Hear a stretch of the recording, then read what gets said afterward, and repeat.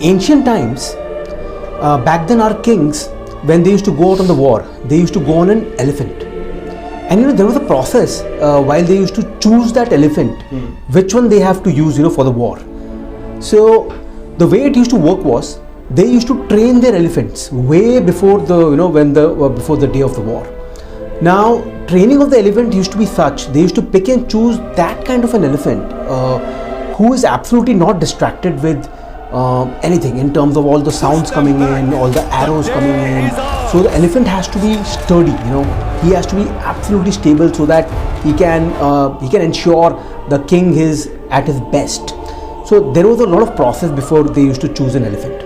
Now, this analogy, what I'm trying to convey over here is, just like the way king used to pick up and select the right elephant for their war to win the war. In a similar way, our body mind is also selected and trained over the period of years by God. When you are going through a lot of adversity, pain, and you learn out of it, understand that your body mind is getting trained by God, because God wants to ride your body mind to express in the best possible way. So that's an art of self-expression by God, to train your body mind. So let's talk about reality distortion field. Now this term was coined by one of the engineers from Apple way back in 1981 to explain how Steve Jobs used to work.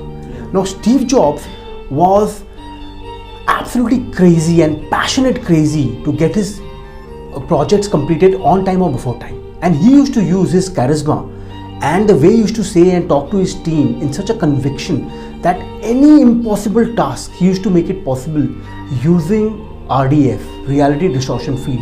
And that's how this engineer thought about this term and mentioned how Steve Jobs used to make impossible things happen. So it's we got to see how we can use RDF in our work and motivate and passionately motivate our teams to get impossible tasks done. That's it. Comment RDF if you want to know more.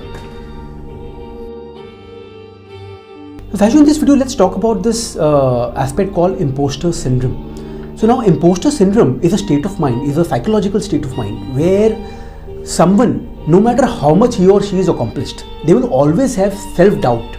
They will understand that whatever they have accomplished is due to some kind of luck factor. It's not their work, it's not their talent, it's not their skills, but some kind of luck factor. So you need to really understand about imposter syndrome and evaluate if you are going through that kind of a syndrome where you're doing good things, you're accomplishing, but you're giving it all away to luck factor. That's not the case. So it can really hamper your progress moving forward. That's what I'm going to discuss. So there are these three stages in the human life cycle if you're looking at absolute growth and prosperity. So you got to understand that you got to evolve your body mind and especially your consciousness, which can go through for all of these three stages. So the stage one is self-liberation. So in the stage of self-liberation, you are liberated from all the negativity, anxiety, negativity, fears. So that's the stage of self-liberation where the body mind is exiting any kind of negative emotions. It is stabilized. Second stage is self-development. Now self-development is the stage once you have crossed self-liberation and you have stabilized your emotions.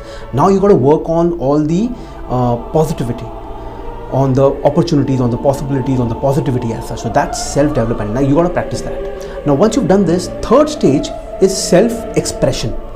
Now this is the stage when God starts expressing His divine will through you, because you have ensured you have worked around your self-liberation, self-development. You've removed the negativity, you've worked on positive, you've stabilized, and now you don't get impacted so easily. So now is the stage, self-expression is the stage where God starts working through His divine will through you. So that's what you got to aim at. That's what you got to work on, right from self-liberation to self-development to self-expression.